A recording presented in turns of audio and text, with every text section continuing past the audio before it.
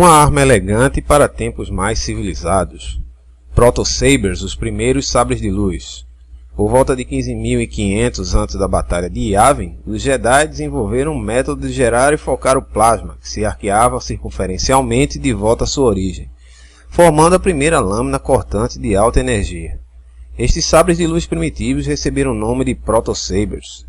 Eram muito instáveis, ineficientes, consumiam muita energia vinda de um cinto provida de bateria que os energizava. Podiam ser usados apenas por um curto período de tempo, superaquecendo-se rapidamente.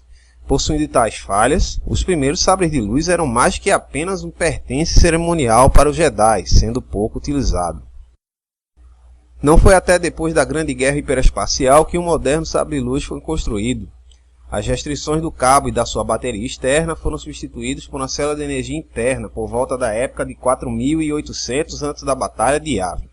Um supercondutor foi introduzido no projeto, o qual fazia a energia fluir de volta à fonte. Com esta modificação, a bateria apenas se consumiria quando o circuito energético estivesse sendo usado, ou seja, quando o sabre de luz cortasse algo, resolvendo assim os antigos problemas.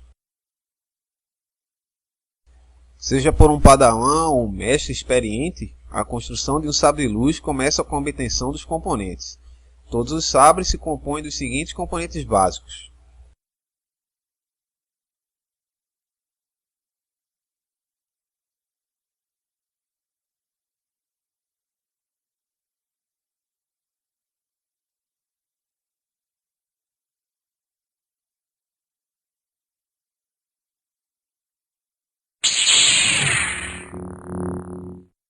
Tradicionalmente, o cristal era o último componente que se obtinha. Era a vida e verdadeira essência da arma e dava tanto a cor quanto a potência. Muito minuciosa era a seleção final dos elementos do sabre de luz. Com todos os componentes em mãos, o Jedi poderia começar o processo de construção. Devido à complicada tecnologia, a força era utilizada para conectar os componentes a nível molecular. Esta micromanipulação dos componentes permitia ao projeto final chegar perto da perfeita eficiência. Curiosidade: como é que o sabre deflete os disparos de blaster? Não se enganem com o nome sabre de luz, pois não é de luz que é feita a lâmina, e sim de plasma, ou seja, hidrogênio e outros gases aquecidos a temperaturas muito altas. Se fosse de luz, a lâmina teria comprimento infinito e atravessaria outras lâminas, sendo impossível duelar com elas. Para quem acha que os blasters são disparos de laser, estão redondamente enganados.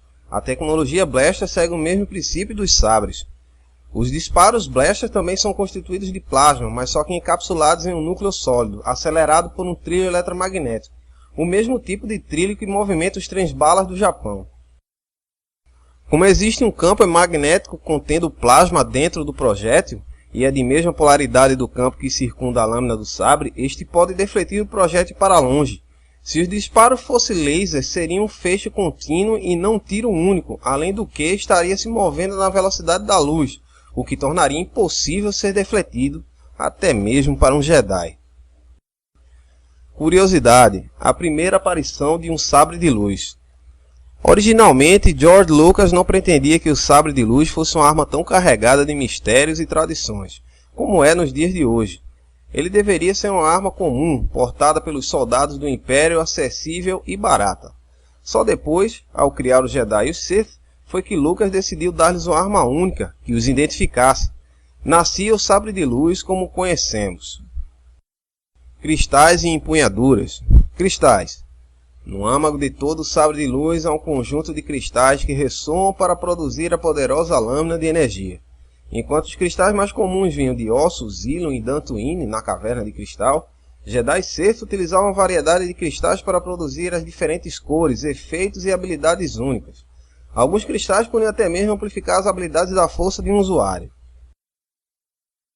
Empunhaduras. Sabres de luz standard ou cristalinos. O termo geral usado para qualquer sabre de empunhadura reta e que possua cristais focalizadores. Sabres de luz de empunhadura recurvada. Um tipo de sabre muito usado por adeptos de Makashi, a forma 2 de duelo com sabre de luz. Empunhaduras recurvadas permitiam mais agilidade durante combates com sabres de luz. Também eram mais complexos de construir e mais difícil de se alinhar os cristais em seu interior. Sabre de luz de duas lâminas, Double Bladed Lightsaber. Também chamados de sabres bastão ou bastão de luz, nada mais eram que um sabre de empunhadura mais longa que o sabre comum. Entretanto, cada lâmina poderia ser ativada em conjunto ou separadamente. A empunhadura poderia ser única, ou dois sabres de luz poderiam ser unidos numa única arma. Chicote de luz, Light Whip. O chicote de luz é uma variante exótica do sabre de luz, a qual apenas usuários especialmente treinados são capazes de brandir. Como o sabre de luz, emitem uma lâmina de energia coerente, mas a diferença é que esta lâmina é longa e muito flexível, podendo ser usada como um chicote. Armas únicas. Cada sabre de luz é único, portanto é improvável haver dois sabres iguais e construídos por usuários diferentes. Vejamos a seguir alguns sabres de luz famosos.